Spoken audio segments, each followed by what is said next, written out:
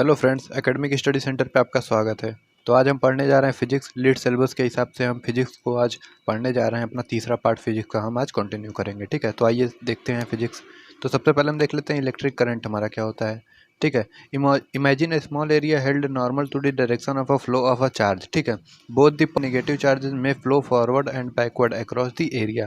तो जो positive negative charge होते हैं वो क्या कर सकते हैं, flow forward and backward across the area. तो उस एरिया के फॉरवर्ड एंड बैकवर्ड क्या है, मोशन कर सकते हैं। In the general interval T let Q be the amount of the forward minus backward. ठीक है, ऑफ पॉजिटिव चार्जेस।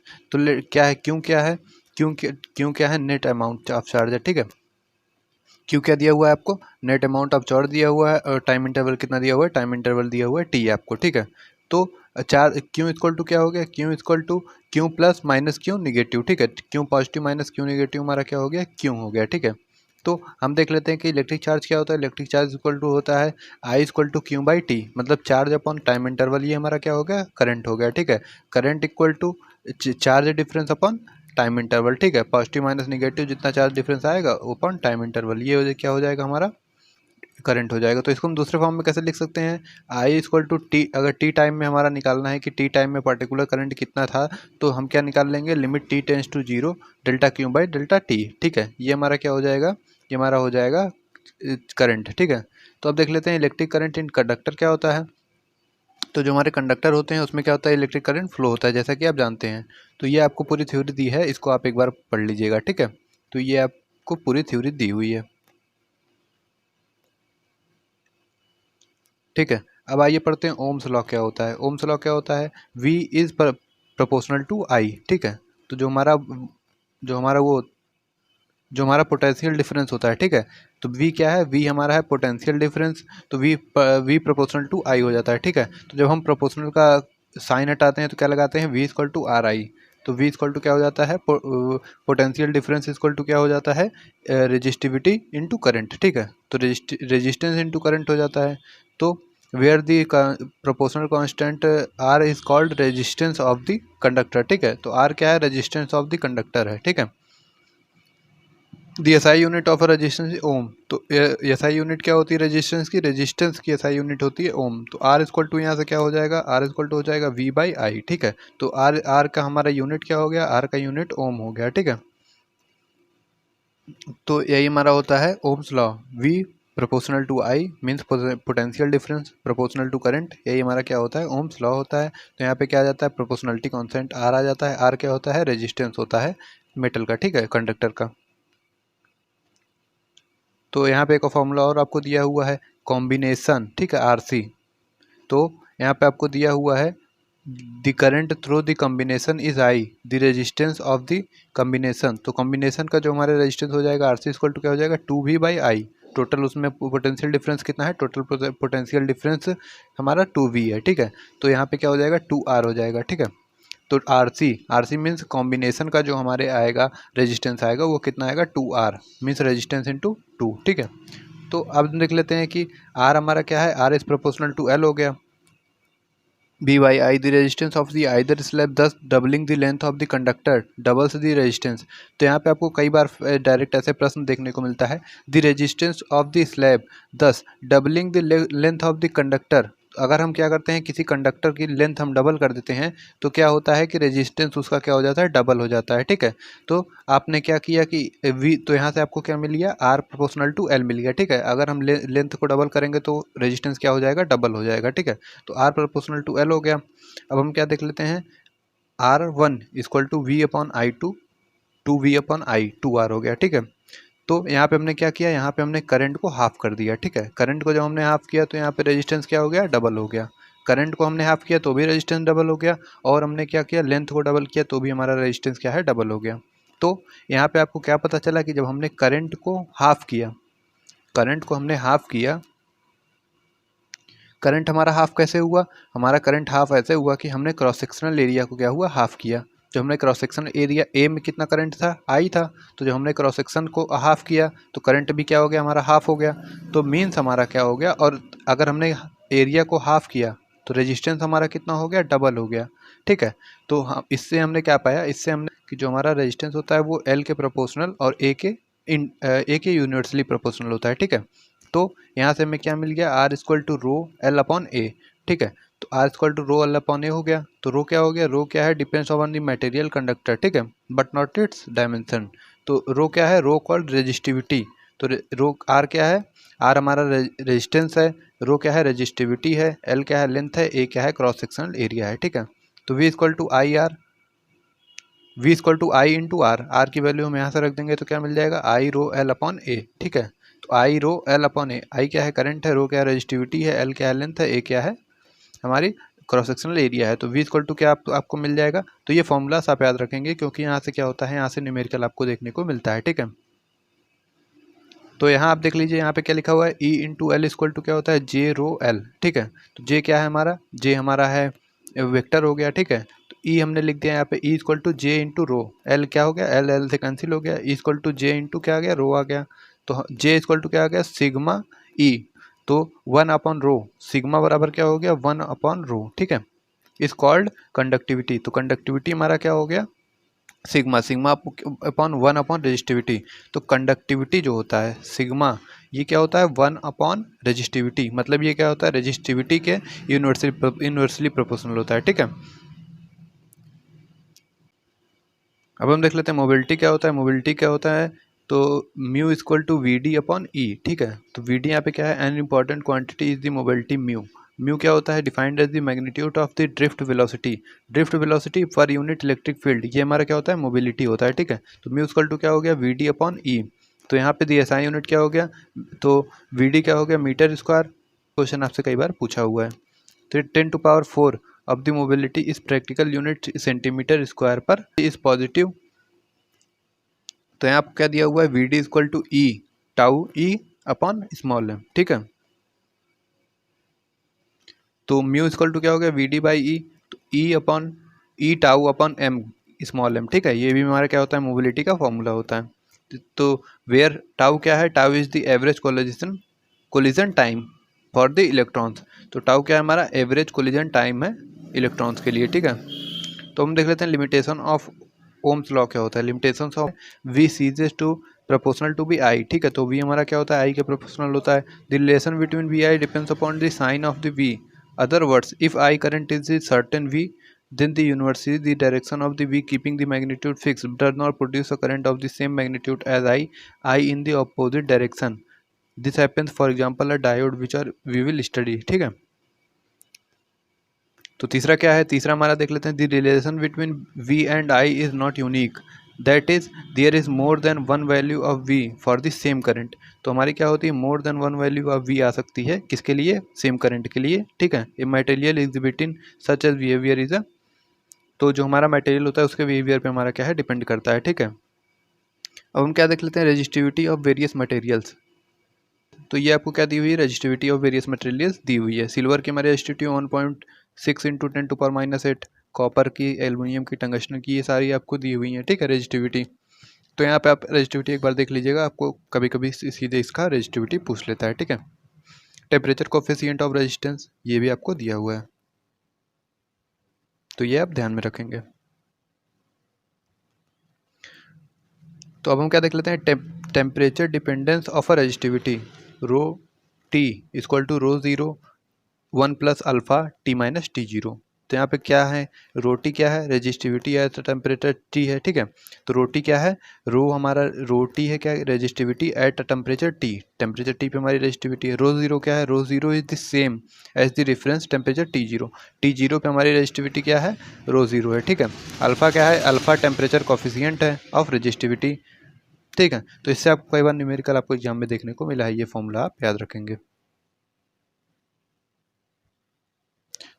तो यहाँ पे हम टी जीरो का मान लेते हैं 0 डिग्री सेल्सियस, ठीक है। तो इलेक्ट्रिकल एनर्जी एंड पावर देख लेते हैं क्या होता है, ठीक है। तो इलेक्ट्रिकल एनर्जी, पोटेंशियल एनर्जी कितना है, -IV डेल्टा टी, ठीक है, less than 0।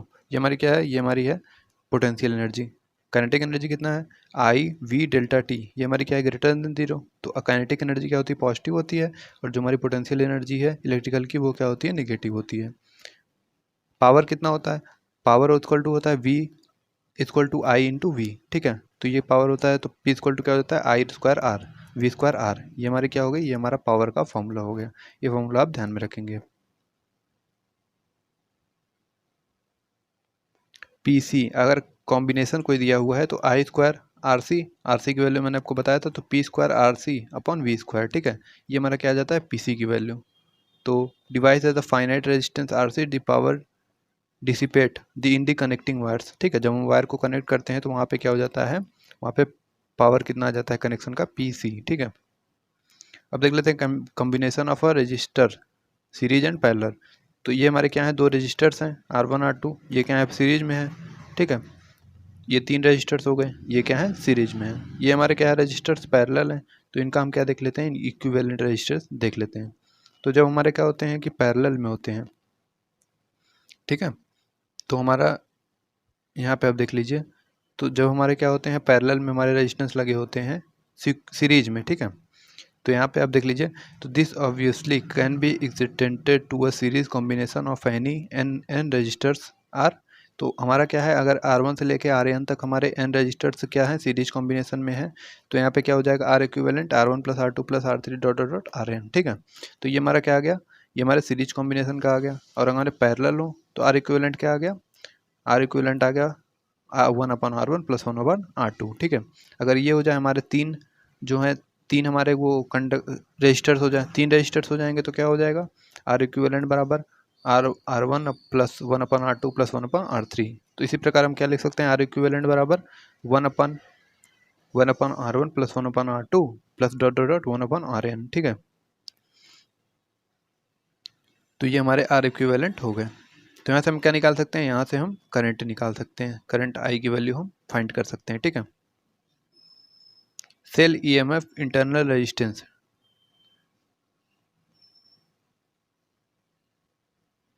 I equal to यहाँ पे क्या दिया हुआ है आपको, आई इक्वल टू दिया हुआ है upon R plus small r, ठीक है। तो the maximum current that can be drawn from a cell is R बराबर 0 and it is I maximum. यहाँ पे I मैक्सिमम क्या दिया हुआ है आपको, स्मॉल e बाई R, ठीक है। तो V बराबर हम क्या लिख सकते हैं, आई आर। तो आई आर इक्वल टू क्या हो गया, E minus capital R I minus, तो यहाँ पे आपको क्या है ओम्स लॉ से V equal to I R. तो आई आर इक्वल टू हम क्या लिख सकते हैं, आई आर इक्वल टू हम लिख सकते हैं small E minus capital I into small R. तो capital I equal to small E upon capital R plus R, ठीक है, स्मॉल आर।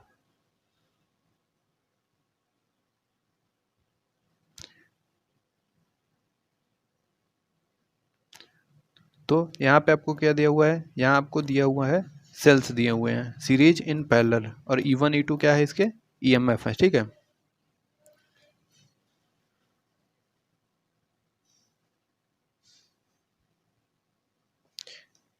तो V इक्वल टू क्या होता है, आई आर होता है। यहाँ से हम क्या लिख सकते हैं, I R equal to EMF minus capital I into small R, ठीक है। तो ये हमारा क्या है, ये हमारा ई क्या है, स्मॉल ई EMF है, ठीक है।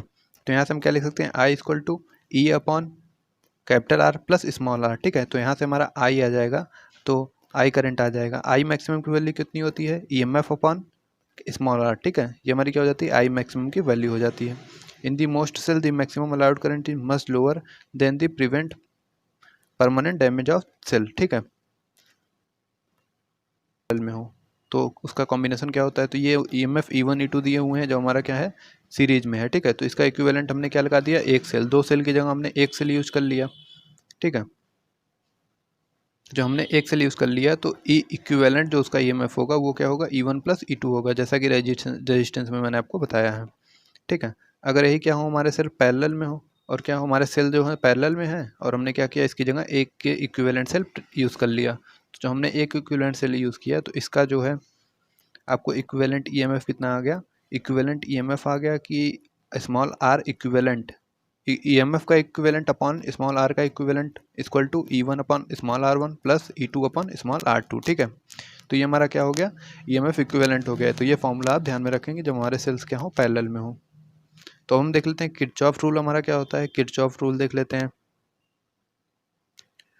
तो two rules called Kirchhoff rule. तो किरचॉफ रूल में कितने रूल हैं, किरचॉफ रूल में दो रूल है, ठीक है। Are very useful for analysis of electric circuit. Electric circuit में हमारे किरचॉफ रूल का जो है बहुत इंपॉर्टेंस है, ठीक है। तो we start liberating the currents in such resistors by symbol says I a directed around the indicator that I flows along the resistors in the direction of the indicated is ultimately I determined to be positive। ठीक है, तो I हमारा क्या है, positive है। The actual current is resistors in the direction,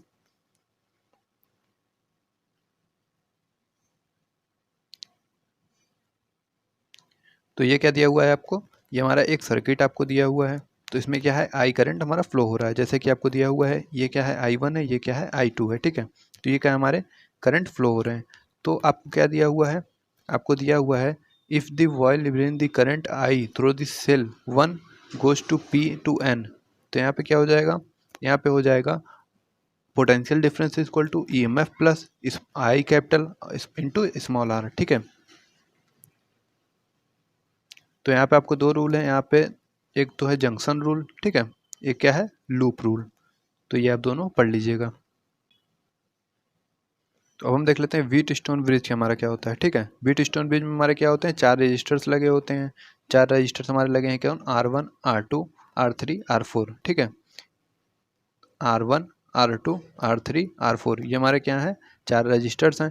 तो R2 upon R1, ठीक है, R2 upon R1 equal to R4 upon R3। ठीक है, इन दोनों का रेशियो इक्वल टू इन दोनों का ratio, R2 upon R1 equal to R4 upon R3। अब क्या दिया हुआ है, मीटर ब्रिज दिया हुआ है। ठीक है, ये मीटर ब्रिज का आपको क्या दिया हुआ है, फिगर दिया हुआ है। तो मीटर ब्रिज में हम देख लेते हैं कि क्या होता है। मीटर ब्रिज में होता है R equal to S L1 upon 100 minus L1। तो L1, तो स्टैंडर्ड रेजिस्टेंस कितना है, S है। ठीक है, तो R क्या है, अननोन रेजिस्टेंस है, और स्टैंडर्ड रेजिस्टेंस कितना है, S है। ठीक है, तो जिस पॉइंट पे हमें स्टैंडर्ड हमारा रेजिस्टेंस प्राप्त हो रहा है, उस पॉइंट पे हमारी जो वैल्यू है L की वो क्या है, L1 है। ठीक है, तो R equal to S into L1 minus 100 minus L1। ठीक है, तो ये क्या हो जाती है, वैल्यू हो जाती है। तो when L1 is close to 50 centimetre this requires a suitable choice of S। ठीक है, अब देख लेते हैं पोटेंशियोमीटर क्या होता है। पोटेंशियोमीटर क्या होता है, ठीक है, ये आपको क्या दिया हुआ है, पोटेंशियोमीटर का फिगर दिया हुआ है। तो यहाँ पे क्या होता है, E1 upon E2 equal to L1 upon L2, EMF 1 upon EMF 2 equal to L1 upon L2। ये फॉर्मूला आप याद रखेंगे किसका, पोटेंशियोमीटर का। ठीक है, तो यहाँ पे क्या आ जाता है, small r equal to R L1 upon L2 minus 1। ठीक है, तो हम अब नेक्स्ट चैप्टर देख लेते हैं, मूविंग चार्जेस एंड मैग्नेटिज्म। ठीक है, तो ये हम देख लेते हैं। तो सबसे पहले हम इसमें देखते हैं कि हमारा मैग्नेटिक फोर्स क्या होता है। ठीक है, मैग्नेटिक फोर्स कितना होता है। तो before we introduce the concept of a magnetic field we shall receive we have what we have learn in chapter 1 about the electric field. तो इलेक्ट्रिक फील्ड हमने चैप्टर 1 में पढ़ा हुआ है। तो इलेक्ट्रिक फील्ड कितना होता है, जैसा कि हम जानते हैं इलेक्ट्रिक फील्ड कितना होता है, E equal to Q upon 4 pi epsilon naught R square. ठीक है, तो ये हमारा क्या होता है, E का फॉर्मूला। तो हम इससे क्या निकाल लेते हैं, इससे इलेक्ट्रिक फोर्स हम निकाल लेते हैं, कितना होता है, इलेक्ट्रिक फोर्स होता है F equal to Q E equal to Q R cap upon 4 pi epsilon naught R square. ठीक है, तो ये क्या हो गया, इलेक्ट्रिक फोर्स हो गया। ठीक है, तो क्यों, चार्ज के कारण इलेक्ट्रिक फोर्स हो गया। अब हम देख लेते हैं मैग्नेटिक फील्ड और लॉरेंज लॉ। मैग्नेटिक फील्ड क्या होता है, F equal to Q E into R plus V cross B, मतलब ये क्या है, वेलोसिटी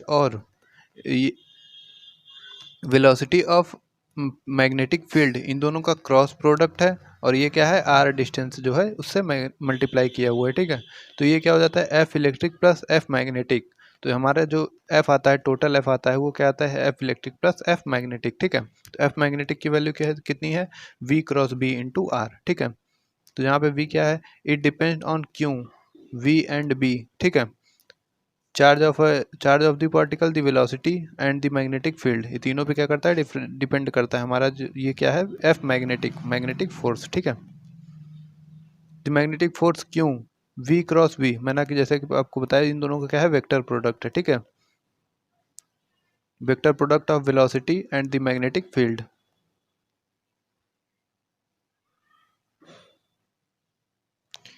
तो एफ इक्वल टू क्या हो गया, क्यू इंटू वी। ठीक है, तो इसको हम क्या लिख सकते हैं, Q V B sine theta N cap. N cap क्यों, क्योंकि हमारा जो फोर्स है वो क्या है, वेक्टर क्वांटिटी। तो मेन आपको फॉर्मूला क्या मिला, F equal to Q V B sine theta into N cap. ठीक है, magnetic force on a current carrying conductor. ठीक है, तो मैग्नेटिक फोर्स जो हमारा है करंट कैरिंग कंडक्टर पे कितना होता है, तो इसको हम देख लेते हैं। तो मैग्नेटिक फोर्स कितना होता है, समेसन ऑफ एल, ठीक है, तो I D L into B, summation of क्या है, एल है, ठीक है। तो ये हमारा क्या होता है, ये हमारा होता है मैग्नेटिक फोर्स, ठीक है। ये हमारा एक, ये आपको फिगर दे दिया है, ठीक है। इसमें आपको क्या निकालना है, इसमें आपको मैग्नेटिक फील्ड निकालनी है, ठीक है। तो बी बराबर जैसा कि बताया आई एल बी, ठीक है। फोर्स इक्वल टू क्या हो गया, आई एल बी, तो बी इक्वल टू क्या हो गया, एफ इक्वल टू क्या होता है, एम जी होता है, तो M G upon I L. तो यहाँ से हम क्या निकाल सकते हैं, यहाँ से हम निकाल सकते हैं अपना मैग्नेटिक ए फील्ड, ठीक है। मोशन इन मैग्नेटिक फील्ड, जो हमारा कोई चार्ज होता है वो मैग्नेटिक फील्ड में कैसे मोशन करता है। तो जी magnetic force is perpendicular to the velocity of the particle, ठीक है। तो मैग्नेटिक फील्ड जो होता है वो क्या करता है, मैग्नेटिक फोर्स जो perpendicular to the velocity of the charge particle, ठीक है। तो जैसे कि हमारा चार्ज पार्टिकल एंटर कर रहा है, तो जिस वेलोसिटी जो होगी उसके परपेंडिकुलर जो है मैग्नेटिक हमारा फोर्स काम करेगा, ठीक है। इसका फॉर्मूला आपको पता ही है, बराबर क्या होता है, Q V B sine theta होता है। तो ये हमारा क्या है, एक सर्कुलर मोशन है, ठीक है। जो जो हमारा चार्ज है ये हेलिकल मोशन, एंड ये क्या है, circular motion of a charge है। आर कितना होता है, M V upon Q V. तो आर क्या है, हमारे सर्कुलर पाथ का रेडियस कितना आया, एम इंटू वी आया upon Q into V B, ठीक है। बी क्या है यहाँ, मैग्नेटिक फील्ड।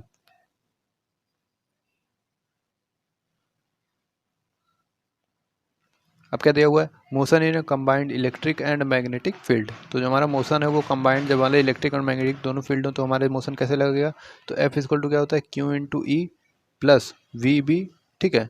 तो एफ इजक्वल टू क्या होता है, F electric plus F magnetic. तो यहाँ पे आप देख सकते हैं क्या होता है, F Q equal to E minus V B J cap क्या है हमारा, वेक्टर है, ठीक है, जे डायरेक्शन में। तो यहाँ पे वेलोसिटी कितना आ गया, electric field upon magnetic field.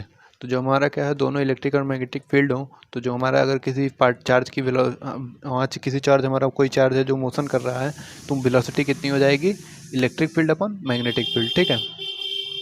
अब हम देख लेते हैं साइक्लोट्रॉन क्या होता है। साइक्लोट्रॉन जैसा कि आपको दिया हुआ है, साइक्लोट्रॉन पे वीसी कितना हो जाता है, Q V B upon two pi M, ठीक है। The frequency of the cyclotron, frequency obvious reason denoted by V C, ठीक है। तो जो ये क्या है, फ्रीक्वेंसी ऑफ ही साइक्लोट्रॉन है, साइक्लोट्रॉन की हमारे क्या है, फ्रीक्वेंसी है।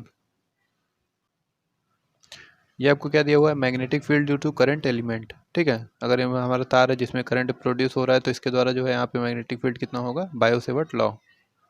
बायो-सेवर्ट लॉ क्या होता है, delta B equal to mu 0/4 pi I D L sine theta upon R square, ठीक है। तो म्यू 0/4 पाई कितना होता है, 10⁻⁻7 टी एम इंटू पर एम्पियर, ठीक है।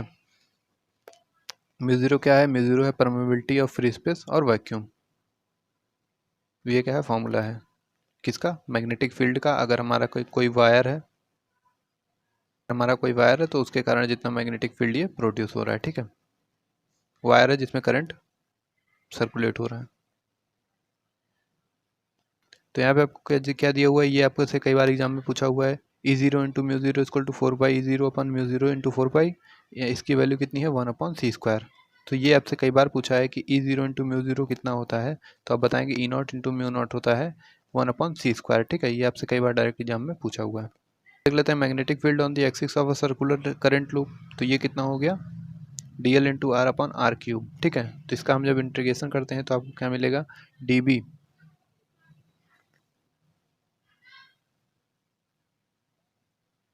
तो मेन आपको क्या मिलता है, मेन आपको ये फॉर्मूला मिल गया, ठीक है। Mu zero into I upon R square X square plus R square की पावर 3/2 इंटू आई कैप, ठीक है। तो ये हमारा क्या है, ये हमारा है summation of the element all over the loop yields 2 pi R the circumference of the loop, thus the magnetic field P due to entire circular loop, ठीक है।